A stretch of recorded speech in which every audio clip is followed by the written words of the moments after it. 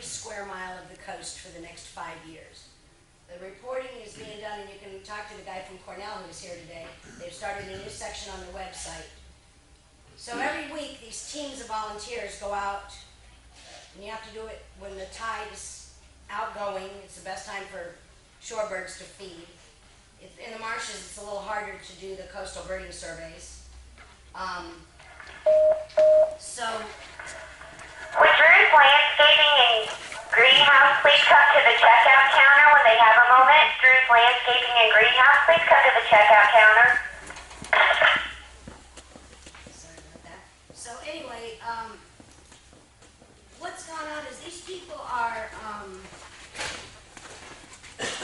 we all know what birds on the beach look like, but you know, when you're just a beach person that goes and likes the birds, you watch them dig in the sand and say, well, look at all those sandpipers. You know, nobody has any idea, a lot of people, you know, maybe they even know that they're plovers, but they don't know, like, which plover.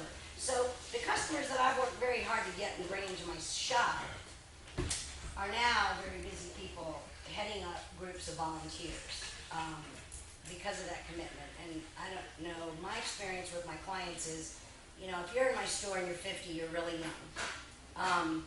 Most of my clients are older, and they are expert birders. And so they lead these teams of volunteers to do bird counts on the beach. And by the time they get done with that commitment, they're a little too tired these days to be concerned with the cute little cardinals that are in their backyard.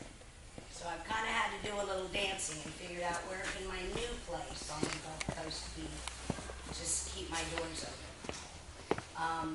I've partnered with Vortex to supply people with binoculars at a good price. If they're Audubon volunteers, Vortex is, there's a lot of big birding companies and people who are willing to step out there. Stephen Lures. The Audubon Center in my town where I live was reinventing the wheel, trying to make some rat cards that these amateur birders would help them better identify the shorebirds. Because the problem is with most of the rat cards, the birds are in one stage of their development, which is usually the perfect bird. It's not the, I just got done coming in from the north, you know, Don King look. It's not the breeding plumage. So if you know how it is, you see a bird that doesn't look anything like anything in your rack. So Stephen Lures is working with the Audubon people. When I found out what they were trying to do at our center, I said, well, why don't you just get a hold of them? They've already got the rat card business. And so now they're doing it more like a Sibley's Guide, which will be the various, you know, looks of the bird and how they'll be. So I don't know anything else to do except be a part of my community in service work. And my experience, and the reason I showed you the storm of Katrina, my experience has been that when the goal is to be of service, you get back something that you usually don't expect. And so I'm kind of living on faith right now. Faith that the bird counts will be good. Faith that my staying involved physically and emotionally with the birding community that's too busy to feed their birds in their backyard will in the long run be something that will be financially a benefit to me. I mean, let's face it, we all got to make a living. If I don't make money, I'm not going to be in business. I recently had the opportunity to spend a birding morning on the beach with David Yarnold, who is our new National Audubon President and CEO. I felt real blessed to be able to do that.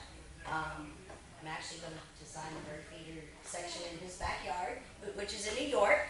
I thought that was tremendous. He thought he could help me a little bit financially. I said, no, I said, absolutely. So, you know, I guess one of the things that I'd like to do here today is, I don't know how many of you have been in situations like this. You know, coastal people are resilient people. I think that's one of the reasons you don't hear a lot about their woes, because they kind of do this. You know, they just roll up their sleeves and get her done, as the TV guy says. But my changing what I carry in my store. Oh, Mel's just getting ready to carry these. He's been carrying the cobbers in the past, but I've been selling these things called blue bandoos. You fill them up with water and they cool you off. They've been flying out my door because you have no idea how freaking hot it is down where I live. I mean, it's still hot today. And so, Tilly hats. I've been selling them like crazy. What I've had to do is sort of change what I've geared my store to sell. And if you're not quick on your feet on the Gulf Coast, I think you die no matter what, you know. And so, obviously I didn't have a planned speech today, but I did learn how to use PowerPoint as a result of Mel asking me how to do this thing. That's been a plus. So, I guess that's about all I really have, and if you have any questions, feel free to ask, and if there's something y'all would like to do, the Audubon Center this is a picture that was taken on October the 2nd, after I left a dockside dinner, and maybe from this photograph you can see why most of us don't leave the coast. I mean, it's an amazing place to live, and we have amazing birds, and we have amazing people. And somewhere between all of that combination, the South's gonna rise again. That's all I got. So that's about it.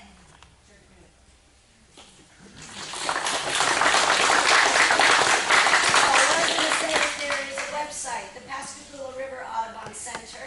The Pascagoula River, by the way, is, we have a little claim to fame.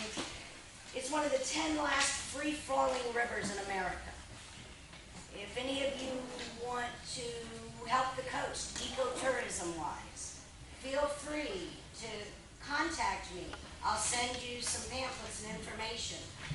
Next week, in fact, we're having the 7th annual Alabama Coastal Birding Fest. It's over in a little town called Fairhope, Alabama. So we've been slow in getting all this ecotourism thing going on, but it's catching on.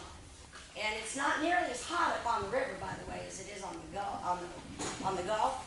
So you don't have to be that scared of that water. But they've launched a lofty goal. One of them is to identify every species that lives on the Pascagoula River. And that's part of this survey that's been going on. So stuff like that is pretty neat. And that's better. Thanks.